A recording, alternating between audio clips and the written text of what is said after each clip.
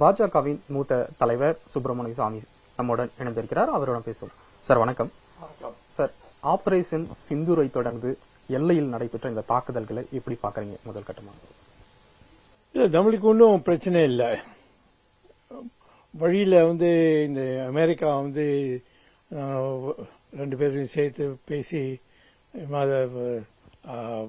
ஒரு வழியை அழுக்கிறதுக்காக பண்ணது அனாவசியமா நம்ம ஒத்துட்டோம். அதுல கொஞ்சம் டைம் வேஸ்ட் ஆயிருக்கு. பாகிஸ்தானுக்கு ஒரு வாரம் மேல இந்தியா தாக்க முடியாது.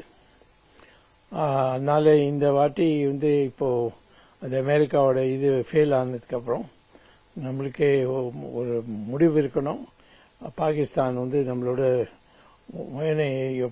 பண்ணது ரொம்ப தவறானது நடந்தது. அவளோட நாட்டிலிருந்து பாகிஸ்தான்ல இருந்து சில பேர் 4 பேர் இங்க கேவலமா நம்மளோட இருக்கிற அங்க யாரெல்லாம் இந்தியன் காஷ்மீர்ல அவ இருந்தாலோ அவளை பிடிச்சி அடிச்சு கொலை பண்ணினார்கள். மனைவியை அத அங்க சாட்சியா இருந்து பார்த்தார்கள். இது மாதிரி கொடுமை நடந்ததுக்கு நம்ம தங்க முடியாது.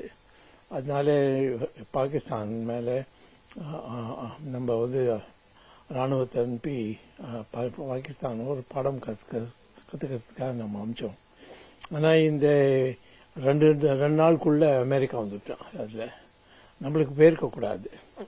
இது நரேந்திர மோடியோட ஒரு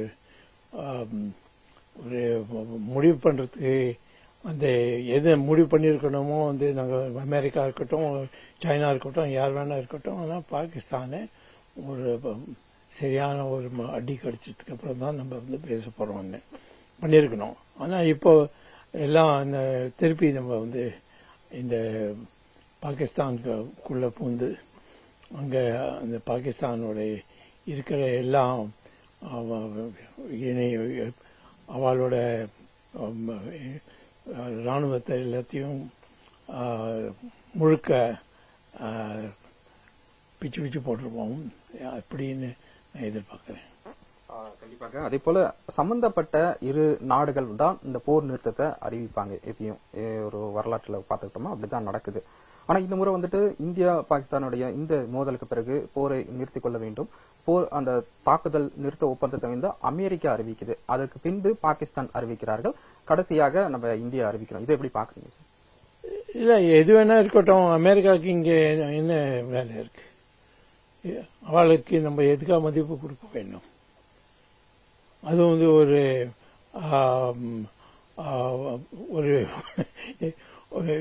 நம்மளுக்கும் பாகிஸ்தானுக்கும் என்ன முடிவு பண்ணோம். இது அமெரிக்கா அப்ப வந்திருக்கணும். இப்ப அந்த 4 பேரை அந்த 26 பேருக்கு சுட்டுக் கொள்ள வந்தாலும் அந்த சமயத்தில் வந்திருக்கணும். அப்போ நம்ம சரி ராணுவ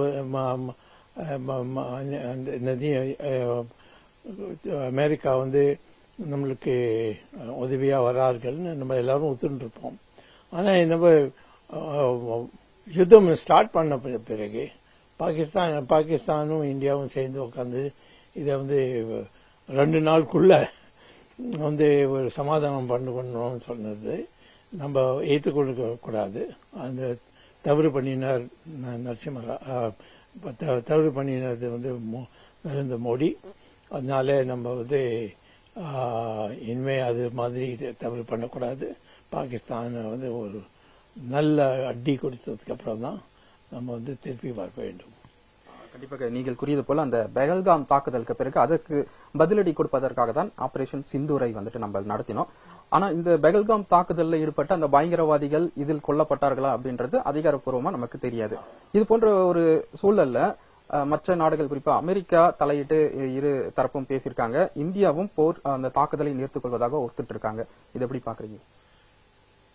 அது இதான் சொல்றது. நம்ம இனிமே யார் பண்ணா யார் இது இப்ப காஷ்மீரில் வந்து இப்படி பண்ணா இதெல்லாம் பார்க்கறதுக்கு இனிமே பிரயோஜனம் இல்லை. பாகிஸ்தான்லேருந்து வந்தார்கள், அதுதான் எங்களுக்கு தெரியும். அதனால பாகிஸ்தானுக்கு பாடம் கற்றுக் கொடுக்கணும். ஒரு நல்ல அடி கொடுத்ததுக்கு அப்புறம் அவளோட இருக்கிற ராணுவத்தை எல்லாத்தையும் உடைச்சு போட்டு அப்புறம் அதுக்கப்புறம் தான் நம்ம வந்து திருப்பி வர வேண்டும். நம்மளுக்கு அந்த இருக்கு, அந்த அந்த நம்ம செய்ய முடியும். சைனாவும் இதில் வராது.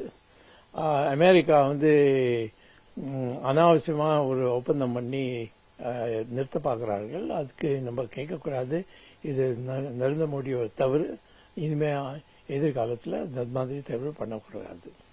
கண்டிப்பாக. அதாவது இந்த தாக்குதலுக்கு முன்பாகவே பாதுகாப்பு ஒத்திகை அப்படின்னு சொல்லிட்டு நாடு முழுவதுமே நடத்தப்பட்டிருந்தது. அதுக்கப்புறம் தான் தாக்குதலும் வந்து தொடங்கியிருந்தார்கள். இப்போ அந்த தாக்குதல் நிறுத்த ஒப்பந்தமானது செய்யப்பட்டிருக்கின்றது. அதை தொடர்ந்து இன்றைய தினம் அந்த மிலிட்டரி லெவல் டாக்கானது நடைபெறுகிறது.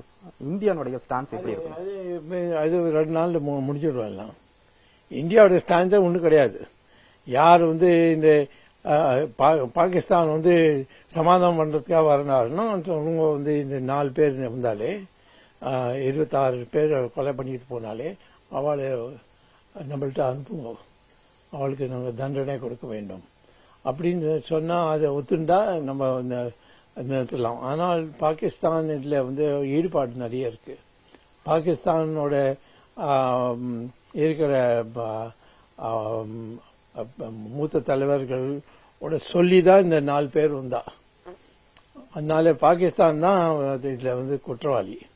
அந்த பாகிஸ்தானை வந்து ஒரு நல்ல அடி கொடுக்கறதுக்கு அவசியமா நம்ம பண்ண வேண்டும், பண்ண முடியும். யாருமே இந்த இதுல வந்து தலையீடு வாழ்றாங்க.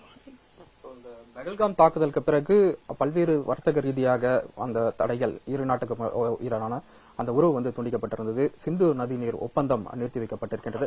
சோ இதெல்லாம் வந்துட்டு தொடர வேண்டும் அப்படின்னு நினைக்கிறீங்களா? அல்லது அப்படிதான் இருக்கும். எதுக்கு பாகிஸ்தானுக்கு தண்ணி கொடுக்கணும்? அவளுக்கு போய் வேற சைனாட்டு இருந்து தண்ணி கொண்டு வர சொல்லுங்க. நம்மளுக்கு எதுக்காக கொடுக்கணும்? ஒரு காலத்துல இந்த இந்தியாவும் பாகிஸ்தானும் ஒன்னா இருக்கணும், ஒரு அமைதியா இருக்கணும். அந்த எண்ணத்தோட வந்து ஜவஹர்லால் நேரு வந்து இது பண்ணியிருந்தார். அதனால வந்து இத்தனை யுத்தம் ஆயிடுத்து. பங்களாதேஷோட ஒரு யுத்தம் இருந்தது. அதுக்கு முன்னால அதுக்கப்புறம் வாஜ்பாய் காலத்துல ஒன்று இருந்தது மலையில. இது வந்து பாகிஸ்தானுக்கு வந்து நல்லது பண்றதுக்கு ஒன்றும் பிரயோஜனமே இல்லை.